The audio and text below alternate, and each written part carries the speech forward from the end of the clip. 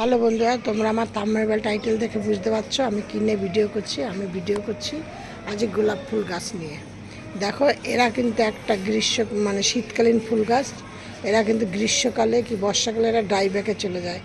গ্রীষ্মকালে তো একদমই পুরো এরা মানে কেমন পাতা ফাতাগুলো কেমন কেমন হয়ে যায়, কি হয়, এরকম এরা ডার্মেন্স পিরিয়ডে চলে যায় দিয়ে নিয়ে।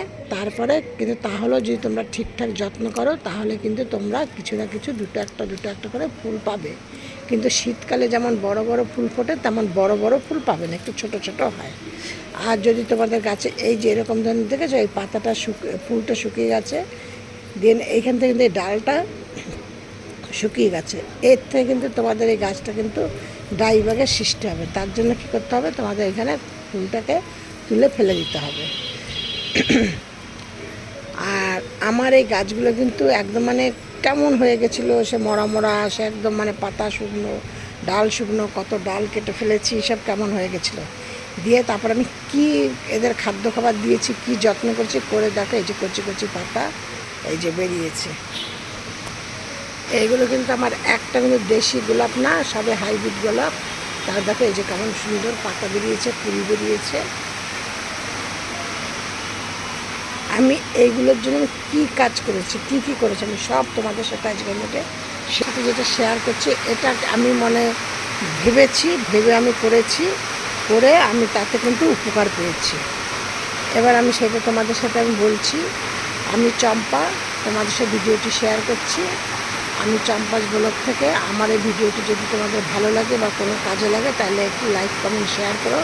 আর নতুন বন্ধুকে বলছি একটা সাবস্ক্রাইব করে পাশে বলতে বাজিয়ে অল করে রেখে দিই। আর দেশি গোলাপের কিন্তু আমার ওপরে ওগুলো আরও রয়েছে, দেশি গোলাপের আমি বীজ করেছি। সেই বীজগুলো তোমাদের সাথে আমি পরে একদিন শেয়ার করি। বীজগুলো আরেকটু পাকুক, তারপরে তোমাদের সাথে আমি দেখাবো। আর গোলাপ গাছ কিন্তু সাধারণত ডাল থেকে গাছ করা যায়, গাছেও তোমরা কলম করতে পারো, তার থেকেও কিন্তু গাছ হয়। আর এরা কিন্তু একটা এমন যে গাছের গোড়া কিন্তু সবসময় শুকনো থাকলে হবে না, এদের গাছের গোড়াকে একদম সবসময় ভিজে রাখতে হবে। এরা ভীষণ খেতে পছন্দ করে, ভীষণ রোদ পছন্দ করে, কিন্তু দুপুরবেলা যে একদম টানা যে রোদটা হয় সেই রোদটা কিন্তু এদের গাছে নিতে পারে না। এই যে দেখো, এই যে আমার পাতাগুলো দেখেছো কেমন একটা হলুদ হলুদ হয়ে গেছে। বলছিলাম না এই গাছটা একদমই খারাপ হয়ে গেছিলো, কেমন অনেকটা ভালো হয়ে গেছে। এই দেখো পাতাও বেরিয়েছে, আমার কচি কচি পাতাও বেরোনো শুরু হয়ে গেছে।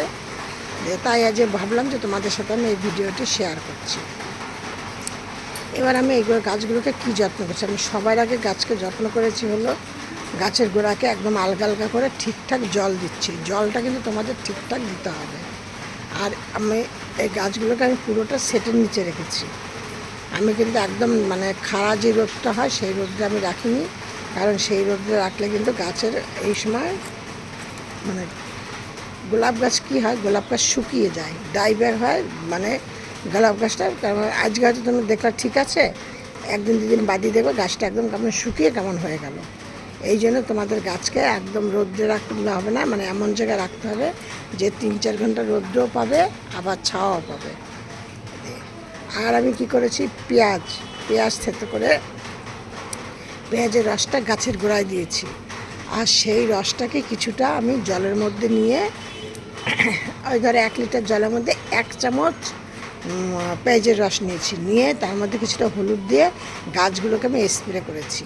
কিন্তু এখন জানি না, আমি কিন্তু কারো ভিডিওতে আমি এগুলো দেখিনি বা কারো কাছে শুনিও নি যে এইটা করলে হয়, কিন্তু আমি এটা করার পর থেকে দেখছি আমার গাছের অনেকটা পরিবর্তন হয়েছে। এবার এখন ওই পেঁয়াজের রস দিয়ে আমি স্প্রে করার জন্য না কি জানি না। আর তোমরা গাছের গোড়ায় আমি কি দিয়েছি সেটা, আমি গাছের গোড়ায় দিয়েছি একটা ক্যালসিয়াম ওষুধ, একটা ট্যাবলেট। এই যে আমার এই গাছটা টবটা দেখো 12 ইঞ্চি টব আছে, এই টবটার মধ্যে মাটির নিচে একটা ক্যালসিয়াম ট্যাবলেট একটা গাছে দিয়েছি। এবার আমাদের এই গাছগুলো ছোট ছোট টব, এই টবের জন্য একটা ক্যালসিয়াম ওষুধকে ট্যাবলেটকে 2 ভাগ করে একটা গাছের জন্য। আমি এটা কিন্তু জলে জুলে কোনো গুলে ফুলে দিইনি। আমি কেমন দিয়েছি, মাটিটাকে একটুখানি আলগা করে নিয়ে তার তলায় আমি ট্যাবলেটটা দিয়ে মাটি দিয়ে চাপা দিয়ে দিয়েছি। ক্যালসিয়াম ওষুধ দিয়েছি। আর আমি যেই কাজগুলো করেছি তোমাদের সাথে শেয়ার, পেঁয়াজের খোসা দিয়ে পেঁয়াজের রস দিয়েছি। আমি শুধু এই দুটো জিনিস গাছের জন্য করেছি। আর আমি কি দিচ্ছি গাছের গোড়ায়, ওই ক্যালসিয়াম ওষুধটা কিন্তু মাসে একটা করে দেবে।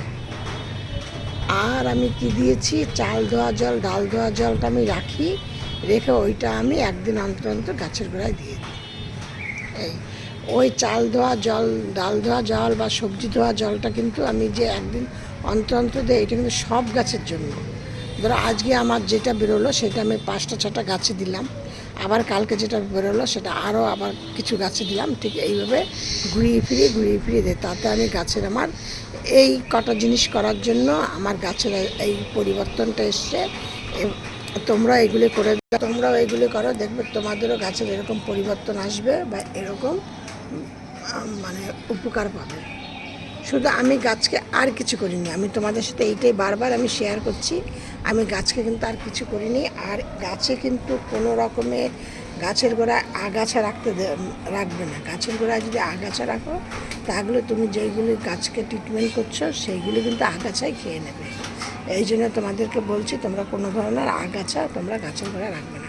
এই গাছটাতে আমার একদমই মরে গেছিলো, সে মরে না, মরা গাছ আবার জীবিত করা, সেই গাছটা দেখো একদমই কেমন হয়ে গেছিলো, দিয়ে আবার সেই গাছ এই পজিশনে চলে এসছে। বুঝেছো? এই ছিল আজকে আমার ভিডিওটি ভালো লাগলে একটা লাইক কমেন্ট শেয়ার করো। আর দেখো আমার গাছে কিন্তু এখন প্রচুর পরিমাণে কুড়ি সব চলে এসছে। ফুলও দেখালাম, কুড়িও দেখালাম। আমার ভিডিওটি যদি ভালো লাগে একটা লাইক কমেন্ট শেয়ার করো। আর সব ভিডিও মতো বলছি, তোমরা সব ভালো থাকো, সুস্থ থাকো। নেক্সট ভিডিও আবার অন্য কিছু। আর যদি আমার ভিডিওটা যদি একটু উল্টোপাল্টা কিছু হয়ে থাকে তাহলে একটু তোমরা বুঝে নিও, কারণ আমার আজকে শরীরটা ভীষণই খারাপ। আমার যে ভিডিও করার মতো পরিস্থিতি নেই, কিন্তু আবার বাদ দেবো, তার জন্য তোমাদের সাথে একটু যাই হলো একটা শেয়ার করলাম। আর এই দেখো পেঁয়াজগুলোও কিন্তু আমি এরকম করা, যে পেঁয়াজগুলো যেন খারাপ নষ্ট হয়ে গেছে সেই সব পেঁয়াজগুলোও কিন্তু আমি এরকম দিয়ে দিয়েছি।